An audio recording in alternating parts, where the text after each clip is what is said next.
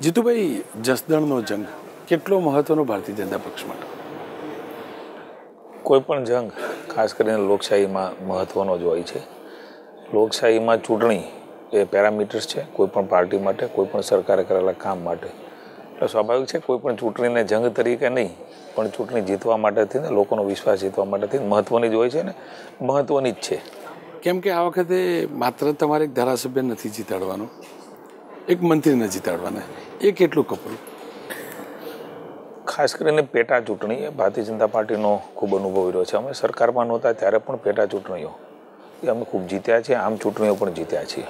અમારી સંગઠનની વ્યવસ્થા, બૂથ મેનેજમેન્ટ, જનતા જનાર્દનનો 6ઠ્ઠી વાર જીત્યા પછીનો વિશ્વાસ એ પણ અમે સંપાદન કર્યો છે.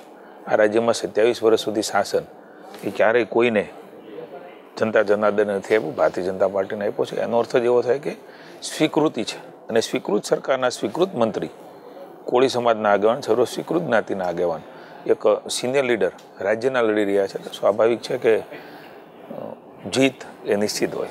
તો જીતુભાઈ, શું કારણ કે ખુદ જીતુભાઈ પ્રચાર મેદાનમાં પહોંચ્યા, અધ્યક્ષ હોવાનું નથી માની શકે? હું આપને કહું છું, અમારો ઇતિહાસ પણ આપ જોજો. ભૂતકાળમાં ભારતીય જનતા પાર્ટીના કાર્યકર્તા એ કોઈ પણ મંત્રી હોય, પ્રમુખ હોય, હું મારી વાત છોડી દો, હું તો 3 વાર ગયો. કોંગ્રેસની આપ વાત કરો તો સાતવજી અહીંયા કાર્યક્રમો કરવા રોકાવવું પડે એમના પ્રભારીએ. એ ચૂંટણી મેનેજમેન્ટ વ્યવસ્થા માટે બેસી જવું પડે. અહીંયા વિરોધના કાર્યક્રમો હોય વિપક્ષ તરીકે, ત્યારે અહીંયા રહેવું પડે. એ જ બતાવે છે કે ત્યાં બધું તૂટી ગયેલું છે. ક્યાંય ભૂપેન્દ્ર યાદવ આવ્યા છે, મુખ્યમંત્રી શ્રી ગયા છે?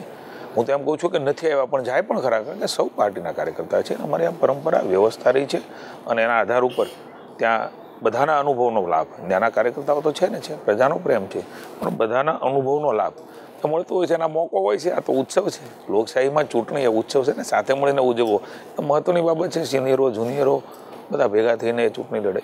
જેમ આપ કહો છો એમ જીત થઈ, તો એ જીત ભાજપની હશે કે કુંવરજી બાવળિયા? બિલકુલ ભારતીય જનતા પાર્ટીની.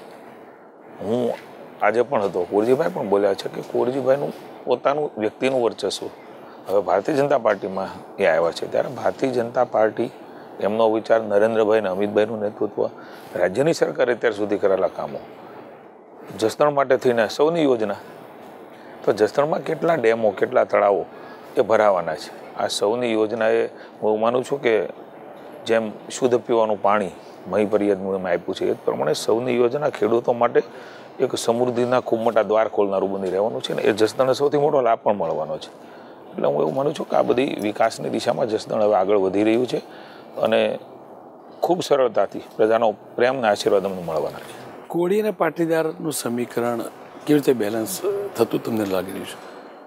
અમારે ત્યાં જ્ઞાતિ જાતિથી ચૂંટણી એક તમે લડતા હોતા નથી. આપ પણ જાણો છો, અમે તો સર્વ સમાજનો વિકાસ ઈચ્છીએ છીએ. સબકા સાથ સબકા વિકાસ અમારો મંત્ર છે.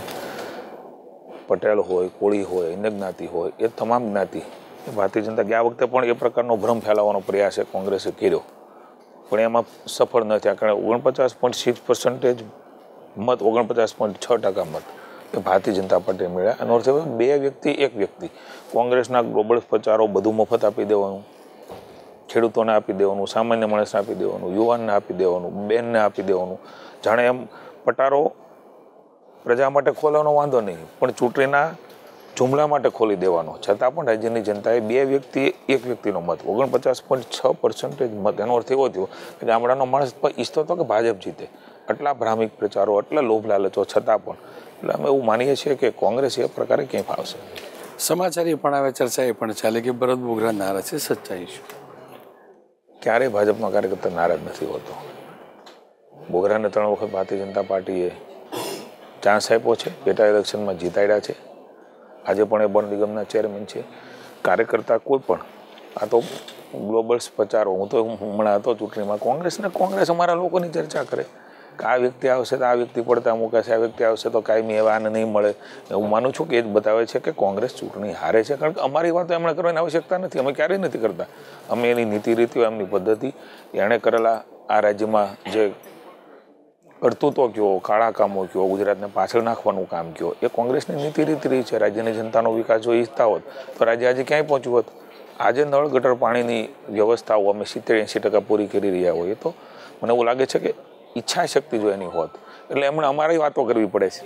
બોગરા નારાજ, ફલાણા નારાજ, આ જ્ઞાતિ નારાજ, અમારી વાતો આ આવશે તો આ વ્યક્તિને આ પદ નહીં મળે, અમારી વાતો કરવાના બદલે પોતાના મુદ્દા લઈને જવું છે. જે અમે જઈએ છીએ વિકાસનો એજન્ડા, જસદણનો એજન્ડા, જસદણને એક નવું જસદણ બનાવવા માટેનો સંકલ્પ, રાજ્યને એક નવા રાજ્યની વિકાસની દિશામાં લઈ જવાનો છે. એમ નવ ભારતની કલ્પના, એમ જસદણ પણ નવું બને, વિકાસશીલ બને. આજે પણ હું ત્યાં જોઉં છું મોટા મોટા રોડ રસ્તાઓના કામો થાય છે. પરેશ ધાનાણીએ પણ આરોપ લગાવી દીધો કે કમલમમાંથી 20 કરોડ રૂપિયા ઉતારવામાં આવ્યા ચૂંટણી લડવા માટે. ગેરમાર્ગે દોરવા માટે બધી વાતો કરવામાં આવે છે. અમે એવું કશું ઉતાર્યું નથી. જનતા જનાર્દનનો પ્રેમ છે અને ચૂંટણી લડવા નીકળે છે. તો એને અમે શું કરીએ છીએ જોવાના બદલે તમે તમારી વાત કરો. હું એવું માનું છું કે એમનું આ કહેવાનું એ એમની હાર છે.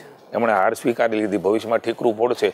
પૈસા ખૂબ વાપર્યા, સત્તાનો દુરુપયોગ કર્યો. જેમ કે હમણાં બંધ થઈ ગયા છે પેલા મશીનનું, ખરાબ મશીન ભાજપ કરી નાખે છે અને વોટિંગ મશીનમાં આવું થાય છે. નાની મોટી જીતો થઈ એટલે હવે એ ભૂલી ગયા છે.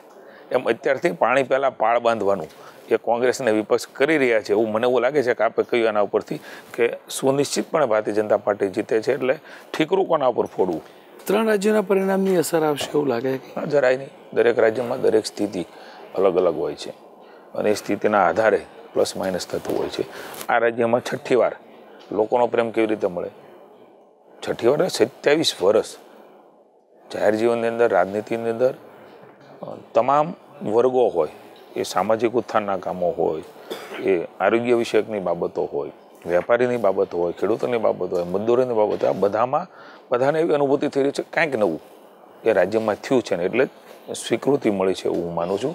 અને 6ઠ્ઠી વાર અમને જીતાડ્યા છે ત્યારે આ રાજ્યની જનતા એ કોંગ્રેસને કેદુની ધરતી ઉપરથી પગ ખસેડી નાખ્યો છે. આ રાજ્યમાં 27 વર્ષ સુધી શાસન મારે હું માનું છું કે કોંગ્રેસ ક્યાંય નથી. એટલે તે આત્મવિશ્વાસમાં નથી કહેતા, ઉમળકામાં નથી કહેતા, પણ 26-27 વર્ષ કોઈ પાર્ટી શાસનમાં ન રહે. હમણાં આપણે જોઈએ એમ જિલ્લા તાલુકા પંચાયતના ઝઘડા એ પછીની ચૂંટણી એ કેટલાક ઇસ્યુઓના કારણે ન આવી. સ્થાનિક સ્વરાજ્યની જે ચૂંટણીઓ થઈ એ પેટા ઇલેક્શનો અમે જીત્યા. તાલુકા પંચાયત, જિલ્લા પંચાયત, ગ્રામીણ ક્ષેત્ર, નગરપાલિકા અમે જીત્યા. હું એવું માનું છું કે રાજ્યની જનતાના આશીર્વાદ આ ગુજરાતની ધરતી ઉપર સમગ્ર દેશમાં નરેન્દ્રભાઈના નેતૃત્વની અંદર ક્યારેક કોઈ રિઝલ્ટ આગળ પાછળ થાય. આ તો જીવન છે. એ જીવનમાં તો જો ભી મિલા એ ભી મિલા વહી સહી, એ ભી મિલા વો ભી સહી, એ મિલા તો નહીં મિલા તો ભી સહી, મિલા તો ભી સહી. જીતુભાઈ, જસદણ પ્રચાર કાર્ય પૂરું થવાના 2 દિવસ જ બાકી. પ્રમુખ મુદ્દા કયા? જનતા વચ્ચે તમે જતા હતા, તમે કયા મુદ્દાઓ લેતા હતા અને જનતાનો શું પ્રતિસાદ હતો અથવા જનતાની માગણી શું હતી?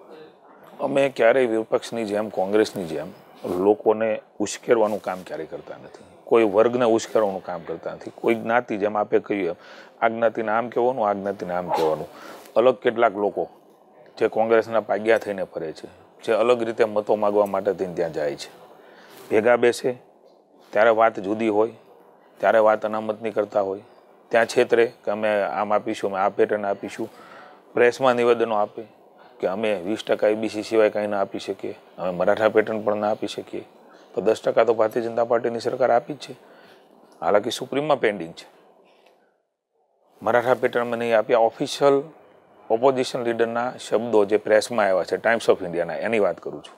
શેના માટે સમાજને છેતરે છે? શેના માટે સમાજને ભોળે? હાલાકી સમાજ ભોળવાનો નથી, પણ આ પ્રકારે ભ્રમ ફેલાવવાનો પ્રયાસ કરે છે. અમે અમારા મુદ્દાઓ, જસદણના સ્થાનિક મુદ્દા, સૌની યોજનામાં પાણીની વાત, સિંચાઈના વાત, પીવાના પાણીની વાત, રસ્તાની વાત, એમની સમૃદ્ધિ આવે, એ પ્રકારે વિકાસ થાય, આ પ્રકારના મુદ્દાઓ એ લઈને અમે વિકાસનો અમારા માટે એજન્ડા છે. જ્ઞાતિ જાતિનો એજન્ડા કોંગ્રેસનો છે. એને પછડાટ ખાધી છે ને હજી પણ ખાશે. સામાન્ય રીતે કોઈ પણ ચૂંટણી આવતી એટલે પક્ષોમાં એક તોડફોડ પણ શરૂ થતી હોય છે. એવી શક્યતા ગુજરાતમાં ખરી? અમે તો કાયમ કહીએ છીએ કે અમારા દરવાજા એ ઓપન છે. દાખલે કુંવરજીભાઈની વાત કરો તો કેવી રીતે ચૂંટણી આવી? કોના કારણે ચૂંટણી આવી? કેમ કુંવરજીભાઈને કોંગ્રેસ સાચવી ન શકી? કેમ અગાઉ ધારાસભ્યોને સાચવી ન શક્યા?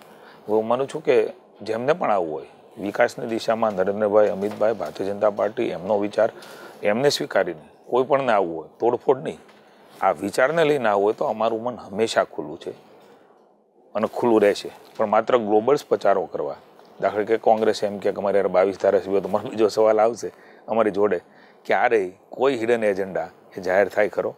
જાહેર થાય એનો અર્થ જ એ છે કે તમારી પાસે કાંઈ નથી, એટલા માટે વાત કરો છો. હોય તો કશું કરો જ નહીં. એટલે આવા અપ્રચારો કરીને માત્ર મીડિયામાં રહેવું, પ્રજાને ગેરમાર્ગે દોરવા, ક્યારેય કોઈ વાત ખાનગી વાતો બહાર કરો તો ક્યારેય ન થઈ શકે. એટલે આ બધી જ વાતોમાં ગબગોળા છે. હું ગમે ત્યારે ગમે તે વાત કરું તો એનો અર્થ નથી, સમય બધું બતાવશે. કુંવરજીભાઈ જેવા કેટલા કુંવરજીભાઈ સંપર્કમાં? મેં કહ્યું સમય બતાવશે. અમે કોંગ્રેસ નથી. જીતુભાઈ, કેમ કે અનામત એક મુદ્દો ગુજરાતમાં બન્યો હતો વિધાનસભાની ચૂંટણી પહેલાં, ફરી એકવાર કેમ કે મહારાષ્ટ્રમાં પણ આપી દીધું, કોંગ્રેસે હવે એ મુદ્દાને બનાવવાનું પણ શરૂ કર્યું. જસદણની અંદર બીજા નંબરનો મતદાતા પાટીદાર છે. અનામતના મુદ્દાને કેવી રીતે તમે લોકસભાની અંદર જે રીતે કોંગ્રેસ વાત કરી છે તો ફરી એકવાર મુદ્દો ઉઠશે તો? રોનકભાઈ, તમારો આભાર માનું છું કે અનામતનો મુદ્દો હતો એવું તમે કહ્યું, હવે નથી. જો લોકોને કાયમ છેતરી નથી શકાતા, ક્યારેક લોકોને ભોળવી શકાય છે ને કેટલાક લોકો જ ભોળવા હતા, ચાહે પાટીદાર હોય, ઓબીસી હોય, સવર્ણ હોય, એ ક્યારેય ભોળવાના નથી. કેટલાક લોકોને ભોળવાનો પ્રયાસ એ કર્યો, પણ છતાં દૂધનું દૂધને પાણી. હું કહેવા માગું છું કે જસદણમાં વાત કરવા ગયેલા લોકો કોંગ્રેસના સાથે અનામતના નામે સમાજને ગેરમાર્ગે દોર્યો છે, એમને પણ કહું છું. રાજીવ સાતવજી જે પ્રભારી છે એમને પણ કહું છું, કોંગ્રેસના પ્રમુખને પણ કહું છું, અને ઓપોઝિશન લીડરને પણ કહું છું, તમારામાં હિંમત હોય, તમે મરાઠાની વાત કરતા હો, તમે અનામતની વાત કરતા હો, તો માગણીદારોની માગણી ઓબીસીમાંથી છે. તમે શું ઓબીસીમાંથી આપવા માગો છો? કરો, જસદણની અંદર જાહેર સભા કરો, હજી સમય છે પરમદી સુધીનો, અને તમારો એજન્ડા ક્લિયર કરો. તમે ટીવીમાં ને છાપામાં ખાનગીમાં કોરડીમાં ગોળ ભાંગવાની વાતને હું સમાજને પણ વિનંતી કરું છું, મહેરબાની કરીને સમજો, વિચારો. સમાજ દોરવાનો નથી, પણ કેટલાક લોકો દોરવાના હોય તો વિચારે. ઓબીસીને ઉશ્કેરવાની વાત કરે, ત્યાં ઓબીસી લડે છે, પટેલોને ઉશ્કેરવાની વાત કરે કે અમે આમ આપીશું, કેમ મરાઠામાં નથી આપતા? મેં વર્ઝન વાંચ્યું છે પ્રેસમાં. ખાનગીમાં મળવા ગયા, બહાર નીકળીને કોંગ્રેસના પ્રવક્તા તરીકે કોંગ્રેસની સાથે વેચાઈ ગયેલા લોકો, ખરીદાઈ ગયેલા લોકો, કોંગ્રેસમાં ટિકિટો દેવા નીકળેલા લોકો, એ શું સમાજનું ભલું કરશે? એ બહાર નીકળીને એમ કે અમને ટેકો છે. શેનો ટેકો છે ભાઈ? કોંગ્રેસ બોલે, હું રાજીવ સાતવને ચેલેન્જ કરું છું, જસદણમાં જઈને બોલે શેનો ટેકો છે, કઈ અનામતને ટેકો છે, કેવી રીતે પાટીદાર સમાજને અનામત આપવા માગો છો, કયા ધોરણે આપવા માગો છો? ક્યાં ગયા તમારા કપિલ સિબ્બલના એજન્ડાઓ? કપિલ સિબ્બલનો ડ્રાફ્ટ ક્યાં ગયો? જાહેર કરે જસદણના પાટીદાર સમાજને અને સમાજને. કોઈ સમાજ એ મૂર્ખ નથી. મહેરબાની કરીને મૂર્ખ બનાવવાનું બંધ કરો. આ રાજ્યની શાણી જનતા છે, પટેલ સમાજ પણ શાણો છે, અન્ય સમાજ પણ શાણો છે. ચોરને કે તું ચોરી કરે, સાવકારને કે તું જાગતો રહે, આ પ્રકારની નીતિ હવે ખુલ્લી પડી છે. જો હિંમત હોય કોંગ્રેસમાં, સાતવજી અહીંયા છે, જસદણમાં છે, અને રહેવું પડે છે. અમારા પ્રભારી નથી રહેવું પડતું. ચારેય લોકો ભેગા થાય, અને હવે એના કહેવાતા કેટલાય પાગ્યા હોય એ પણ ભેગા થાય, અને એના એજન્ડાઓ આપે. હું વાત કરવા તૈયાર છું કે એજન્ડા જાહેર કર્યા પછી અમે અમારી વાત કરીશું. હું એવું માનું છું કે યુવા સ્વાવલંબી યોજના, જરૂરિયાતમંદ લોકોને મદદ મળવી જોઈએ, એ યોજના અમે બનાવી છે. બિન અનામત વર્ગ બનાવ્યું છે, આખા દેશમાં ક્યાંય નથી. એમાં લોનો આપવાની વાત કરી, યુવા સ્વાવલંબી યોજનામાં અમે વાત કરી છે. એના રસ્તા હોઈ શકે, બંધારણથી ઉપર જઈને નથી જ થઈ શકતું, તો શેના માટે ગેરમાર્ગે દોરો છો? અલગ અલગ રીતે તમે ખાનગીમાં કોરડીમાં ગોળ ભાંગવાનું કામ કર્યું છે. આપના ટીવી ચેનલના માધ્યમથી કહું છું, સરસ મોકો છે, ઇલેક્શન છે, લોકશાહી છે, જનતાનો પ્રેમ જીતવાનો છે. જઈને વાત કરો, ભેગા થઈને વાત કરો, ક્યાં શું થયું ને કેવી રીતે તમે અલગ અલગ બોલો છો. હું જે બોલેલા વર્ઝન છે એ હું આપને આપવા તૈયાર છું.